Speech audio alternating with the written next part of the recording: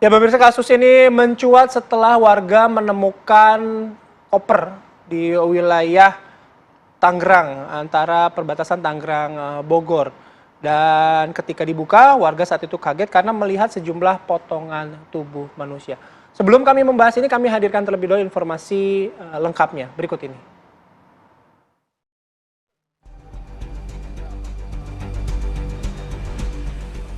Kasus pembunuhan berlatar belakang cinta sejenis atau LGBT kembali terjadi. Peristiwa pertama kali terungkap saat warga perbatasan Tangerang Bogor menemukan sebuah koper merah yang dibuang di pinggir jalan desa. Ketika dibuka, warga pun kaget melihat sejumlah potongan tubuh korban mutilasi yang tak lagi utuh. Potongan mayat dalam koper merah itu ditemukan tanpa kepala dan kaki. 3 hari pasca ditemukan, pihak kepolisian Polres Bogor berhasil menangkap tersangka. Diketahui pelaku dan korban merupakan pasangan LGBT yang telah hidup bersama 4 bulan. Dalam keterangan kepada polisi, aksi keji tersangka dilatar belakangi motif ekonomi dan percintaan. Selain ingin menguasai harta korban, tersangka yang berprofesi sebagai sopir taksi online itu merasa kesal kepada korban yang berprofesi sebagai penterjemah bahasa Mandarin lantaran korban memaksa tersangka mengajak berhubungan intim sesama jenis. Hingga saat ini polisi masih mencari sejumlah potongan tubuh korban yang sengaja dibuang terpisah oleh pelaku. Dari Bogor, Jawa Barat, Usep Saripudin, TV One mengabarkan. Ya, sesuai dengan tema kita, kisah cinta pasangan gay berakhir dengan mutilasi. Kita akan membahas mengenai hal ini dengan 2 narasumber yang sudah bergabung pada pagi hari ini. Sudah ada Mbak Zoya Amirin, seksolog klinik. Selamat pagi, Mbak Zoya. Pagi. Terima kasih, Mbak, sudah hadir. Sudah hadir pada pagi hari ini. Kemudian juga ada Pak Heru Susetio, ahli viktimologi. Selamat pagi, Pak Heru. Selamat pagi, berarti pagi Mas Bayu. Sehat ya? Alhamdulillah. Saya mau ke Pak Heru dulu. Pak Heru, kalau melihat mengenai kasus ini, kabarnya ini adalah pasangan sesama jenis, kemudian dimutilasi, bahkan saat ini bagian tubuh korban ada yang masih belum ditemukan. Kalau dari sisi viktimologi ini, seperti apa melihat kasus ini, Pak? Ya, mungkin tugas dari penyidik kepolisian untuk mengklarifikasi dan melakukan penyidikan apakah memang betul pasangan sesama jenis ya. Betul. Karena tidak semua yang dibunuh yang didalami oleh suatu peristiwa yang khas dilakukan oleh pasangan sesama jenis adalah betul pasangan sesama jenis. Bisa jadi memang salah satunya bukan. Tapi kemudian karena ada entah relasi kuasa, karena ada kebutuhan ekonomi, karena keterpaksaan tinggal bersama, tapi mungkin jangan-jangan ini memang bukan pasangan sesama jenis. Salah satunya mungkin, satunya bukan. Ataupun bisa dua-duanya, maka tugas dari kepolisian kemudian untuk melakukan pendalaman, investigasi, ataupun penyidikan ya. Jadi kalau saya lihat sih semacam ada, sejak awal memang sudah terjadi hubungan yang tidak seimbang antara korban dengan tersangka pelaku. Yang satunya mungkin, mohon maaf ya, driver, satu lagi kemudian punya pekerjaan sebagai penerjemah bahasa Mandarin ya. Artinya ada yang lebih tinggi secara ekonomi posisinya. Dan memang biasa korban itu punya kerentanan ya. Tapi biasanya ya, tapi ini justru yang lebih rentan sebenarnya awalnya adalah sang driver itu yang kemudian jadi tersangka pelaku. Karena mungkin dia melakukan tindakan yang tidak membuat nyaman sang tersangka pelaku, kemudian melakukan pembalasan sifatnya brutal seperti itu. Ini mirip kasus di Bekasi tahun lalu, kasus manusia silver sih. Ketika sama juga di Bekasi, dia ini kalau itu juga sama, dia bukan pasangan sejenis namun dipaksa untuk melakukan suatu hubungan sejenis sampai berkali-kali, sampai disodomi 50 kali menurut media, 50 kali, sehingga akhirnya tidak sabar dan dibunuh, mutilasi dan dibuang. Mirip seperti itu. Kasus yang lain, kasusnya Rian ya, di apartemen di Margonda di Depok tahun berlalu, itu juga hampir sama. Sebetulnya lebih karena cemburu ya. Kalau itu memang pasangan sejenis. Yang mungkin yang satunya korbannya lebih ke biseksual karena dia punya istri, punya anak ya. Tapi karena kecemburuan, karena si korban memuji laki-laki yang ada di situ kan, ini buat gua aja deh, akhirnya terjadilah itulah pembalasan pada brutal. Brutal jalan mutilasi itu menyiratkan apa, Pak Heru? Kalau saya lihat pelaku ini mungkin bukan tidak profesional ya, karena dia membuang kopernya di tempat yang mudah ditemukan dan warnanya merah gitu ya. Artinya itu untuk menghilangkan jejak secara cepat. Karena kan kalau ya dan dia pintar, dia menyebar-nyebar kepala di mana, kaki di mana, kepala makanya dibuang ke sungai. Kemudian bagian tubuh lain dimutilasi, kemudian masukkan ke dalam koper, tapi dibuangnya aneh dan warnanya merah pula. Artinya dia ada semacam entah mungkin karena kepanikan atau karena ingin ada semacam pengumuman ini korban gue loh gitu. Cuma menurut saya lebih karena kepanikan sih. Kepanikan. Harusnya kalau dia seorang profesional, dia akan dibuang di tempat yang jauh sekali, tidak menggunakan koper berwarna merah yang gampang ditemukan.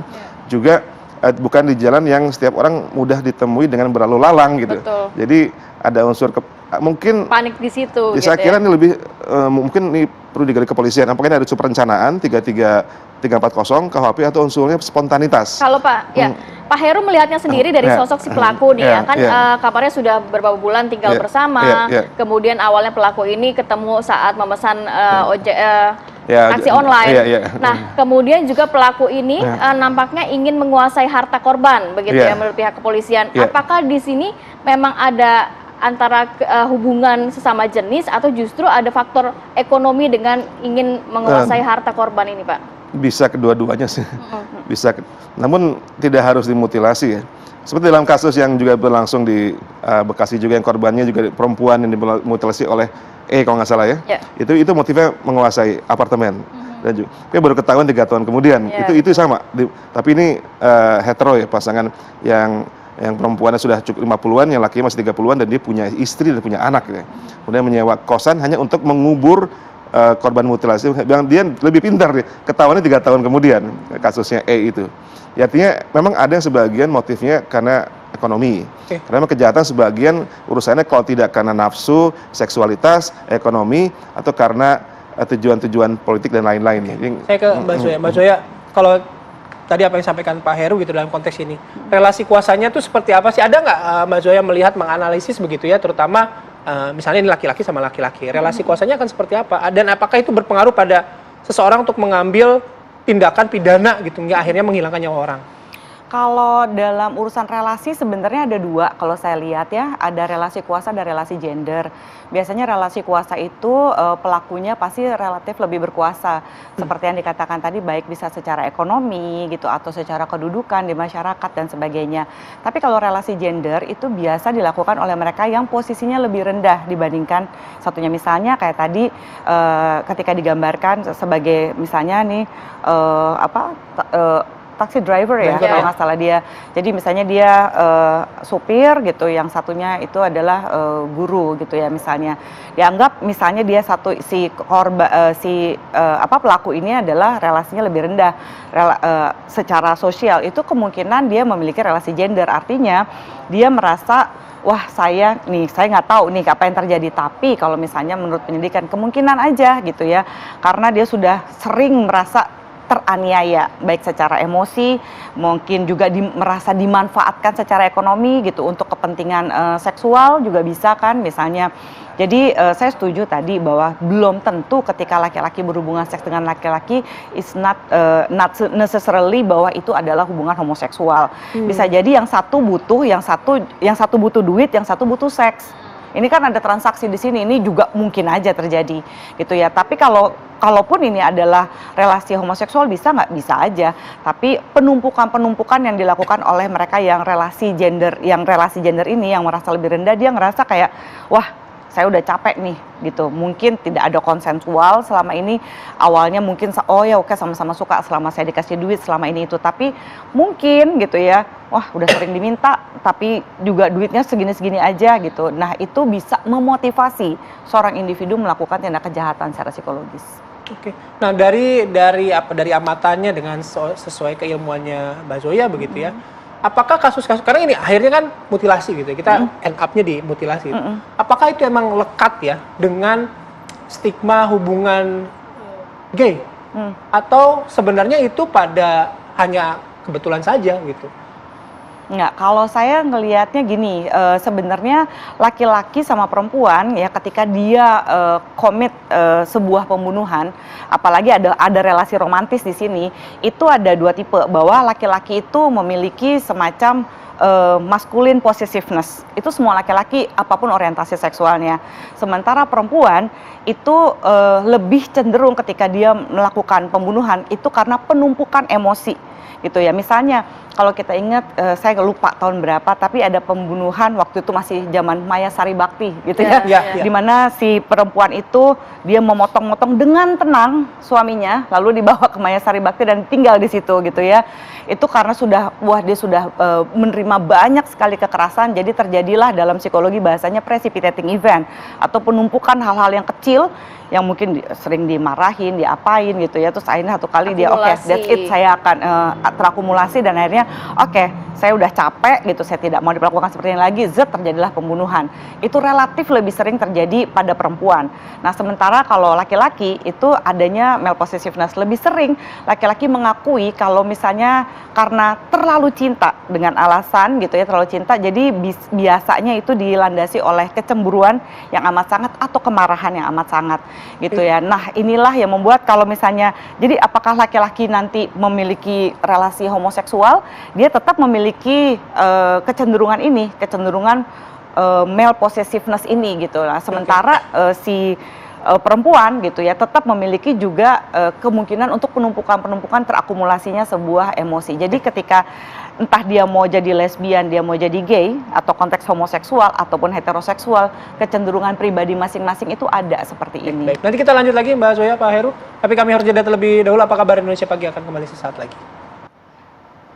Ya, kembali lagi di Apa Kabar Indonesia Pagi. Sebelum ke Pak Heru, saya mau ke Mbak Zoya sedikit. Mbak, kalau melihat ini kan kedua baik pelaku maupun korban sudah memiliki istri dan juga keluarga beserta anak begitu ya Mbak ya.